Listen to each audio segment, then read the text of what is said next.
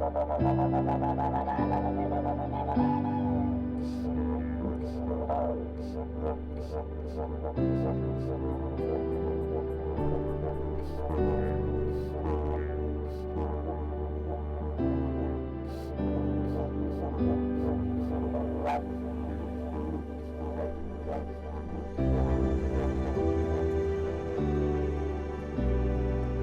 name's Merv Taylor. I'm a Wiradjuri man from Wellington, New South Wales. Grew up on a mission, Nadama mission 282A.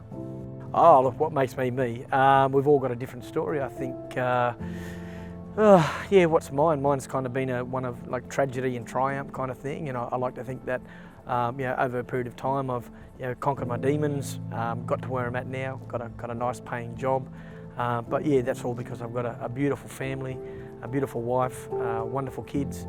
But I've also brought an attitude of working hard. There's been a work ethic, and one of the most powerful things I did was overcome kind of drug addiction and kind of mental health that was attached to that, yeah. The reason I got involved with Aboriginal men's groups was because I was drawn to it. I believe that there's a lot of healing and a lot of connection that could take place in a men's group setting. I want you guys to just really position your heart to go, all right, and to feel warmth of the sun, to feel that's the same sun that shined on our ancestors all those years ago. Hoorah! Yeah? As that spirit is coming down, the spirit of the old people is hitting you, and it will hit you if you allow it, that it will empower you and you start to fire up like that warrior, and let's wake that sucker up that might have been asleep for a while. Make sense? All right. Over to you, my brother.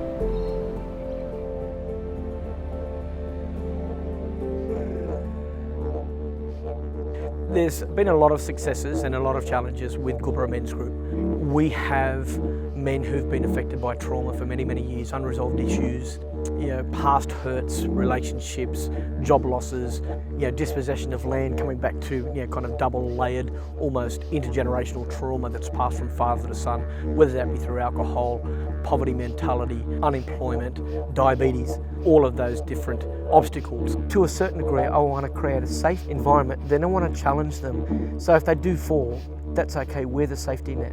But then empower them, equip them to speak up. That's where I think the magic is. Aboriginal men have got a voice, but they've been shut down for many, many years. They've lost purpose, they've lost responsibilities, they've lost their families, they've lost their lives because of unresolved issues, 6-step government policy and all that. I don't necessarily like to go there, but I know that that's underpinning, and I'm trying to undo the work of that. And to do that, sometimes you have to be that little bit more challenging, understanding, but also, hey, in the nicest possible way, like, man up, let's go to work, gents. And some of them respond to that, and some of them don't. And if they don't, that's okay, but we might get you another day. We're not going to give up. So this Deeg just loves a free shirt. He'll be probably gone next week. No, look, I'm only kidding. Look, we are honoured and proud to have you as part of us, to have a young, vibrant, we know that you love your culture. We love you, brother, all right? So bring your A game. Let's go to work, yeah? The greatest success that I've seen is where we've had men from Gooboora who've actually gone on to work with New South Wales Health. So they've gone from part of the men's group to a colleague. In that, there is a wonderful crushing of barriers from unemployment to purpose, poverty mentality, the ability to create wealth, and time management. Mental health, mental well-being is about self-management. It's about recognising what's going on inside you. Is there pain? Is there anguish? Is there hurt?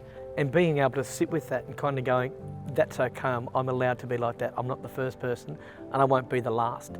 However, who are the people that are going to take me from where I'm at to where I need to be, where there's a place of contentedness? What does mental health mean to you? It is a thing that affects the brain and your thoughts. And you've got to be able to recognise it, and you do need help. You can't do it on your bloody own. So shame, stigma and identity are the three main factors for me that play a very big role in everything. I live with it every day. It means a lot to me for the group here, and I've got a lot of friends here that help me and carry me at times, and I think the one word for mental health for me is help. Help.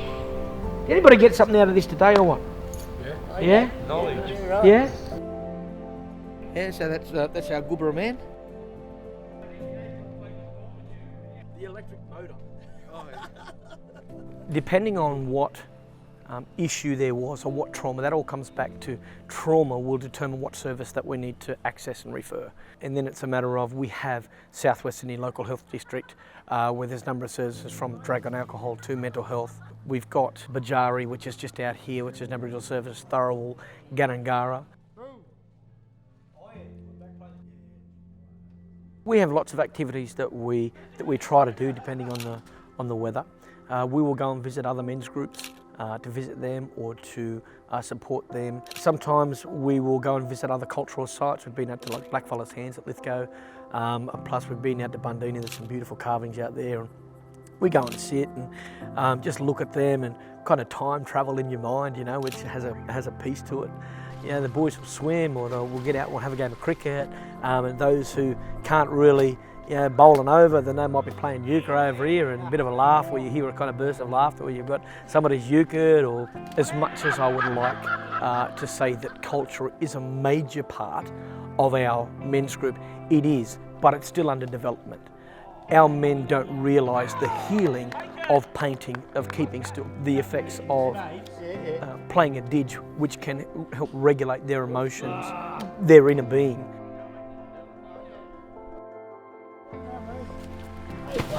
There's a saying that I learnt many years ago that said, people don't care how much you know until they know how much you care. And they don't. I want our men's group to know that there is one individual on the planet that loves them unconditionally. And that's tough sometimes, because you've got a lot of kind of different personalities and stuff, and obviously, you know, you can see the kind of passion. You know, I'm not going to apologise for that. Why? Because I built rapport in these tears, because I've cried with a lot of these men. I've certainly laughed with them. I've gone crook on them a couple of times and chipped them, and vice versa. It's a living, breathing relationship, and it's a matter of like trimming it, monitoring it, almost like the, you know, Karate Kid, like pruning the little bonsai tree kind of thing. Well, this time we're pruning the eucalyptus or whatever, you know what I mean, in that different kind of context. But it's also a matter of really, once again, listening to them. But when you listen to them and they give you something that is just brilliant, a sentence or an action or a story, and going, beautiful. That's absolutely beautiful, but then drawing on that experience. Tell me what you've done here, what happened here? Yeah, and then it could be discipline, it could be courage, it could be honour, it could be loyalty, but that bringing them out, when that information is brought out, it washes the other members of the group, and that's powerful.